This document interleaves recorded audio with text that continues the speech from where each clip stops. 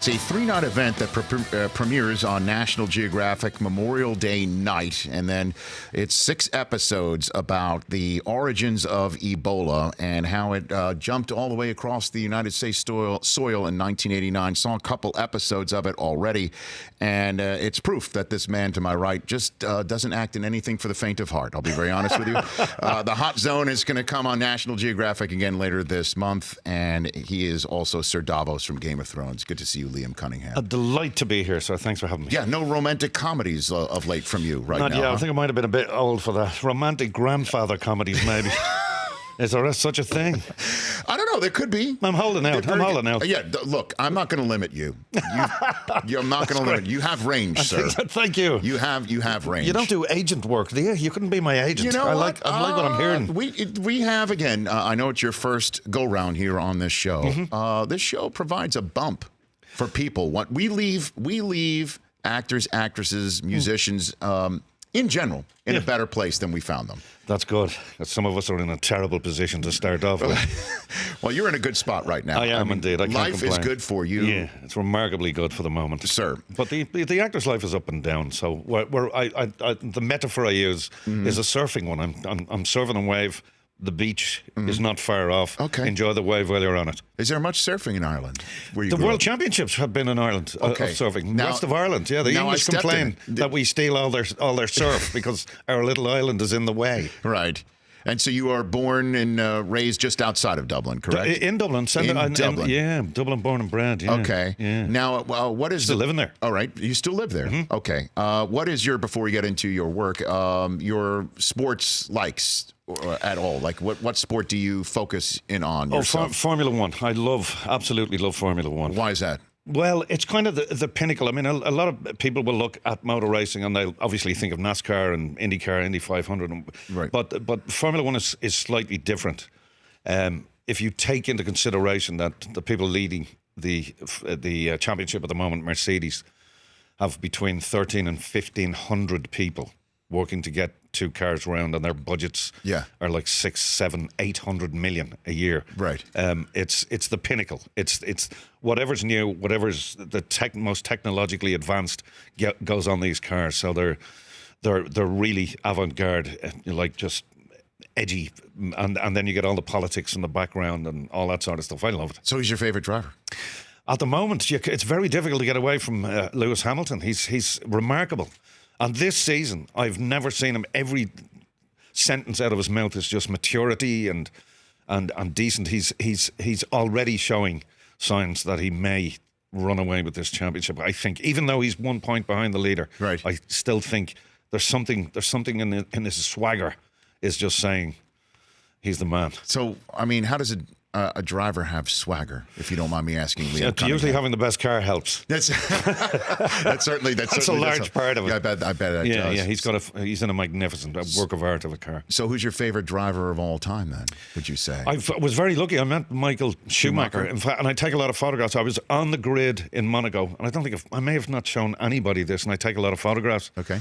And Michael Schumacher's last Monaco, I was on the grid and I leaned down right beside his car and I got my photo, and I have a close-up, the last close-up shot with Michael in the car in his last Monaco before he retired and then got injured. I mean, for people who don't know, he was a huge 5-time world champion, I think. 7-time world champion. Don't short him, Liam. No, I know. And he is arguably the greatest Formula One driver that ever got into a car. I got to tell you, I've never been... Liam Cunningham, again, of the Hot Zone on National Geographic, and also Sir Davos from Game of Thrones here on the Rich Eisen Show. I've never been to an F1 race. It's extraordinary. And I bet it is. And I would love to, like, if I had to choose any place on the planet, it would have to be Monaco. Right? It's known as the jewel in the crown of Formula One season. Because I would just think it would be just like being in a James Bond movie. It's exactly what it is. It's people with too much money and no taste. That's how I'd like to refer it as. It's extraordinary. Some of them. I have friends that live there. I've got to be careful. Right. But you do know what Jack Nicholson referred to Monaco as? Alcatraz for the rich. There's a certain amount of truth to it. And there's a wonderful English writer called Somerset Maugham who referred to Monaco as a sunny place for shady people. But I think they were probably just jealous that they weren't allowed. Right, just to go there. I mean, I'd love to just put on a beautiful. It put is on beautiful. a tux. I don't even know how to play baccarat. I'd probably lose all my money. But just in 10 minutes. Right, I just don't even know how the hell to do it. Just go in there and just hang out. Go to an F1 race. Yeah. You drink champagne, right? I mean, Of course, it's the law. Copious amounts of vintage stuff. You have your Monaco card revoked if you don't drink that sort of stuff. Very easily. You don't want to be thrown out of there. Okay, so then it is the way I would imagine. Then to it is. It's very close to what you're saying. Yeah, Okay. yeah. And they do. The other thing they say about Formula One, and specifically because so many of them live in that area, is there's an old question of how do you make a small fortune in Formula One? Start with a large one. That's right, exactly. That's what they say about the wine business too. How do you make a small fortune in the wine business? You start with a large one. Yeah. Liam Cunningham here on the Rich Eisen show. Okay, before I geek out with you on Game of Thrones, like probably every other human being on the planet does with you these days. I'm a geek too. Well, no, let's talk about the Hot Zone on National Geographic. What a cast! Topher Grace, Juliana Margulies, just to name two, and you, Noah Emmerich as well. Yeah, wonderful people. Yeah, absolutely. So what's this about? I know we just discussed it, but I'll just give you the floor on what it's about and why people should go watch it. Well, our story is based very much on a true events that happened in 1989. So what's that, 30 odd years ago? Yeah. Where Ebola was unleashed 10 miles from the White House. The lucky thing was there's various strains of this particular horrific disease. I think most people know how bad this thing is. And as I was saying, what's incredibly important is that this is not just a piece that, a historical piece of news that we're dramatizing. Mm-hmm. The second largest outbreak of Ebola is happening as we speak in the Congo. So it's incredibly important that, in a sense, we get this message out. I mean, the scientific community is aware of it, but we are not pushing hard enough. What happens is this is only a plane ride away from it coming back here, or my country, or anybody else's, or Australia, or anywhere else in Africa. Mm-hmm. So it's incredibly important that we get this out. However, we're not trying to preach to people. We're trying to sell this remarkable drama with the magnificent Juliana Margulies and Noah and Topher and everybody else. So we want to get this story out in a as entertaining a fashion as possible. But at the same time, we're on Nat Geo, and we all know how they're connected to the scientific community and the natural world. It's the perfect place to get it out there. So what is the message that you want to get out there, or the makers? Again, it's based on the book by Richard Preston, The Hot Zone. What is the message, Liam? We need to throw the kitchen sink, everything at this problem, and it is achievable. Look at smallpox in the past and polio. Right. We've virtually eradicated those. This can be done here.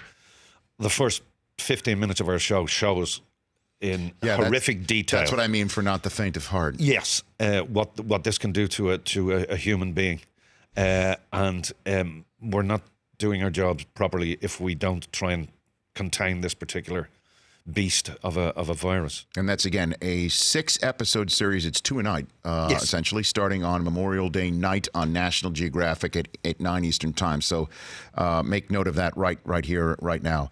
Okay. How'd you get a call to be Sir Davos? Walk The elephant in the room, huh? Yeah, let me talk about this with you. It's kind of weird. Well, I know the producer saw me in something that they really liked, and they brought me up for a particular role right at the outset. I didn't come in until the beginning of the second season. Right. But they saw me for another role, and then... What other role was it? I'm not telling you. That wouldn't be fair on the other actor.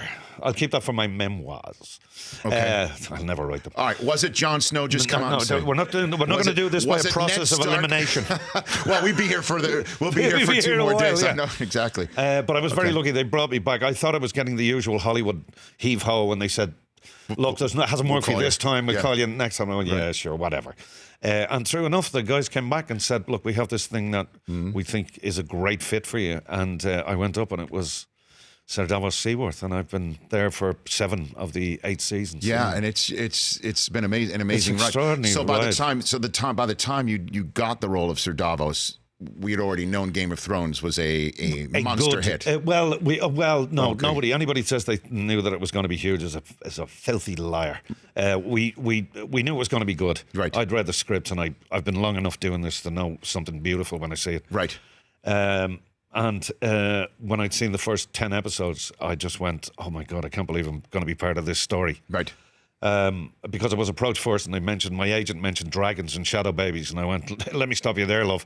And she went, "No, look, this is HBO, Soprano people, blah blah blah." And I said, "All right, let me see the script." Yeah. And I just went, "This is just astonishingly beautiful writing, and that's all an actor can hope for." And the character, Sir Davos, I mean, what your character, Liam Cunningham, has seen and been through. Yeah, and lived.